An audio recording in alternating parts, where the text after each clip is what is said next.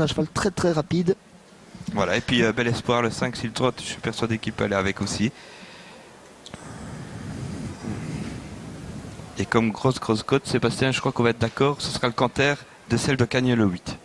Oui, très plaisant lors des canters, effectivement. Et ce numéro 8 n'est pas forcément un désavantage pour elle, pour cette jument, car elle semblait un petit peu compliquée au moment de passer à côté d'Icarté. Donc le fait d'être esselée pourrait peut-être l'aider. Et attention, elle a déjà pris une place en France. Hein, celle de Cagnes, lorsqu'elle évite la faute. Mais elle doit absolument éviter la faute, mais les canters étaient plaisants. Voilà, et le 8 pourrait être un avantage, donc pourquoi pas, pour une énorme cote.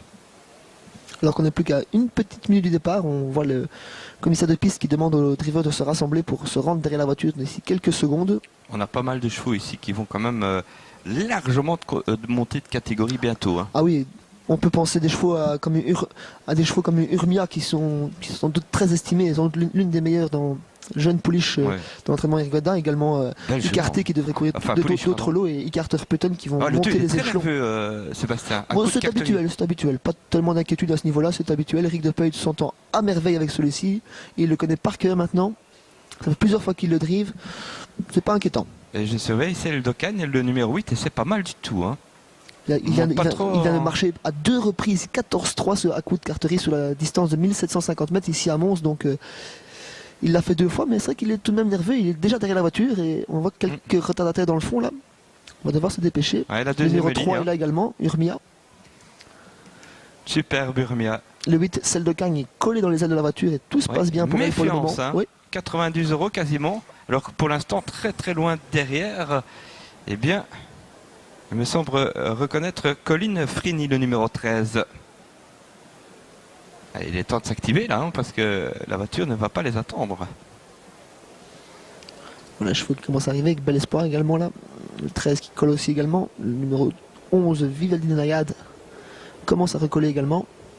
Tout se passe bien pour un coup de carterie. Une fois placé derrière la voiture, il se détend et reste au trot. Tout se passe bien pour lui.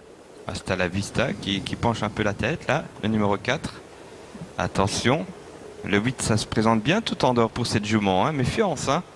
Le prix Bloody Mary groupe B, et c'est parti, excellent départ pour la favorite Urmia, le 3 qui précède le 2 à coup de carterie au centre, le 4 c'est Hasta la Vista, en dehors le numéro 6 Follet Bocco se rapproche vite et puis un bon départ du 8 mais très prudent et qui fait des grands extérieurs actuellement.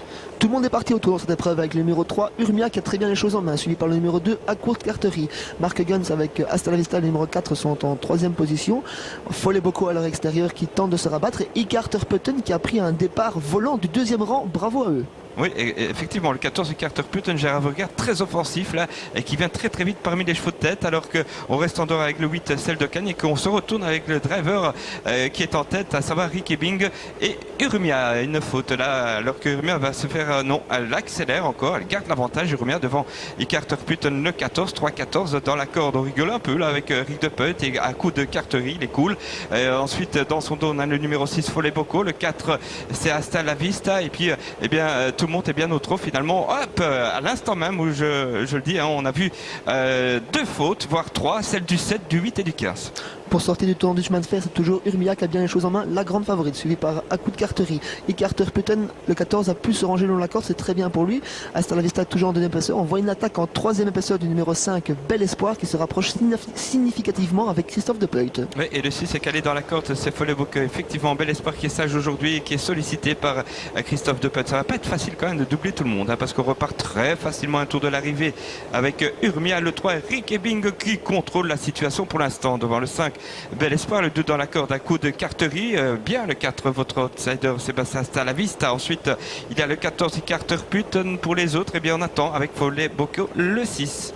Il y a également Icarté qui est en 6e position, qui suit Hasta la Vista dans sa progression et qui est suivi par le numéro 11, Vivaldi de Nayade. En tête, c'est toujours Urmia qui a toujours très bien les choses en main, qui se fait attaquer par le numéro 5, Bel Espoir. Le numéro 2, à coup de carterie, attend son heure en 2e position. Une petite cassure pour retrouver ensuite le numéro 14, Icarter Putten, accompagné toujours par le numéro 4, Hasta la Vista.